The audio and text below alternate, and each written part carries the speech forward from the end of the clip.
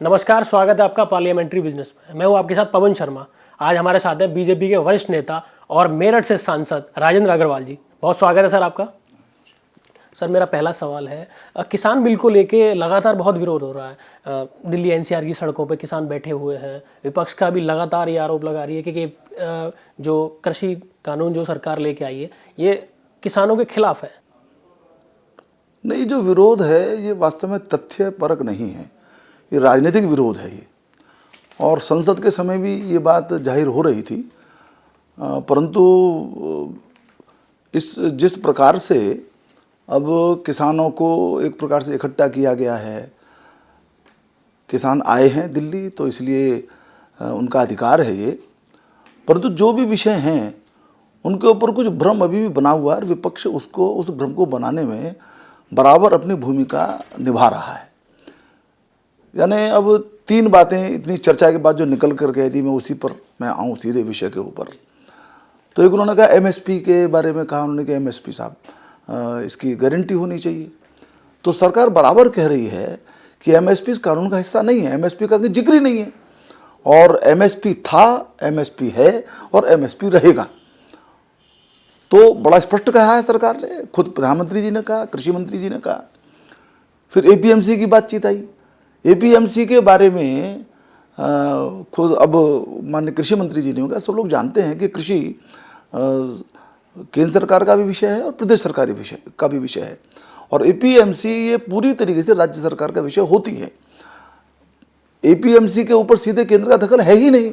उसके बावजूद कृषि मंत्री जी ने कहा कि उनको बंद करने का कोई सवाल पैदा नहीं होता और हम उसको और मजबूत करने के बराबर प्रयास करेंगे। अब देखिए, यहाँ पर मैं एक बात जरा सा उल्लेख करना चाहता हूँ।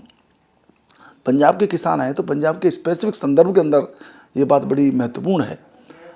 एपीएमसी उत्तर प्रदेश में भी है और वहाँ पर जो मंडी शुल्क है वो 2.5% था।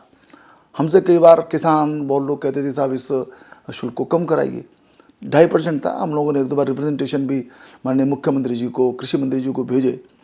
ये कानून बना, केंद्र के अंदर कानून आए। अब हमारे मुख्यमंत्री जी ने उत्तर प्रदेश के उसको 2-2.5% से 1% कर दिया है। पंजाब के अंदर अभी भी 8.5% है। इसलिए बहुत बार तो मुझे लगता है कि पंजाब की कांग्रेस खास तौर से और पंजाब के जो नेता हैं ये किसानों के साथ नहीं खड़े हुए हैं, ये बिचौलियों के साथ खड़े हुए हैं। और जो कह रहे हैं कि एपीएमसी बंद हो जाएगी, साफ कारण उसका ये है कि 8.5% किसान से लेकर के आप कोई चीज़ खरीदोगे और बाहर ये जो कृषि कानून नए आए हैं केंद्र सरकार ने जो लेकर के आई है, उसके कारण से किसान को कुछ देना नहीं है। कृषि मंडी के बाहर वो बेच सकता है, उसके बंधन से मुक्त है, तो उसको कुछ नहीं देना पड़ेगा। तो एपीएमसी जो पंजाब जैसी हैं उनके ऊपर तो खतरा आएगा ही आएगा। उसको बचाने का एक ही तरीका है कि आप सर्विस अच्छी दीजिए और ये जो मंडी शुल्क है इसको कम कीजिए। तीसरा जो उन्होंने कहा कि भाई कुछ कोर्ट के अंदर जाने की इजाज़त होनी चाहिए, उसके विषय में कहा है कि वैसा हो जाएगा। देखिए, कोई भी कानून यदि आता है तो कोई पूरा नहीं हुआ करता, वो पूर्ण नहीं हुआ करता, संशोधन चलते रहते हैं। संविधान में संशोधन हुए हैं।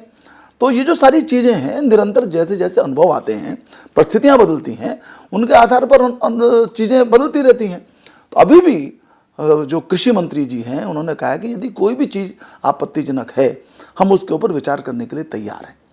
एक बात मैं और कहना चाहता हूँ, कृषि कानून जो बने हैं, खासतौर से कृषि तो 2 ही कानून है, तीसरा तो वो उसका है भंडारण के विषय में है, तो उपभोक्ता मंत्रालय से जुड़ा हुआ विषय है, वो कंज्यूमर अफेयर्स जो मंत्रालय है। तो 2 कानून जो सीधे सीधे कृषि मंत्रालय के हैं। पहले कानून के अंदर केवल एक व्यवस्था, बड़ा छोटा सा कानून है वो, उसके अंदर एपीएमसी के बंधन से किसान को मुक्त किया गया है। एपीएमसी की मदद वो ले सकता है, मंडी समिति में बेच सकता है, उसको मना नहीं किया गया है, परंतु उसके लिए और विकल्प दिया गया है कि वो चाहे तो बाहर बेच सकता है, किसी को भी बेच सकता है और देश के किसी भी हिस्से में बेच सकता है। ये तो पहला कानून है। और दूसरे के अंदर इसको कॉन्ट्रैक्ट फार्मिंग है, ऊपर से पहले समझौता कर ले किसान उपभोक्ता के साथ, वो खरीदार के साथ। उसके अंदर जो प्रावधान किए गए वो बहुत ही किसान के पक्ष में है सारे। दाम यदि मान लीजिए जो जिस वक्त समझौता हुआ तब से दाम घट गए तो किसान को जो है कम दाम नहीं मिलेगा, पूरा मिलेगा। बढ़ गए तो उसमें साझेदारी रहेगी, 3 दिन के अंदर भुगतान करना पड़ेगा। यानी ऐसे और भी बहुत सारे प्रावधान। जमीन की कोई चर्चा नहीं होगी, यानी कई बार जो कहते हैं जमीन और कब्जे हो जाएंगे। तो ये जो सारी बातें हैं, ऐसा लगता है कि जो मैंने प्रारंभ में कहा कि दुराग्रहपूर्ण तरीके से और राजनीतिक कारणों से इन कानूनों का विरोध हो रहा है। सरकार अभी भी यदि कोई असुविधाजनक है तो उसको ठीक करने के लिए तैयार है। देखिए, लोकतंत्र संवाद पर चलता है, जिद से नहीं चलता। सरकार ने कभी जिद नहीं रखी। और माननीय नरेंद्र मोदी जी के नेतृत्व में 2014 से जब से सरकार चली है, जो कदम किसानों के पक्ष में उठाए हैं वो इस बात के प्रमाण हैं कि मोदी जी की सरकार के रहते कोई किसानों को हित तो सोच नहीं सकता, होने की तो बात बहुत दूर है। बजट 12,000 करोड़ हुआ करता था, 1,32,000 करोड़ है, यानी 10 गुने से भी ज़्यादा है।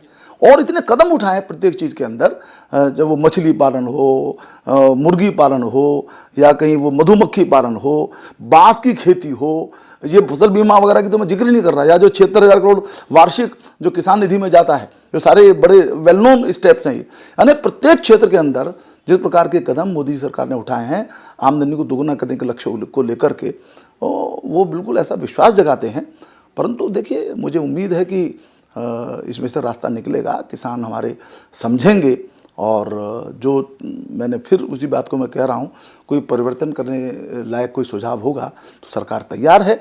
सरकार पर भरोसा रखें, मोदी जी पर भरोसा रखकर किसान जो है इस आंदोलन से अपने को अब विरत करें।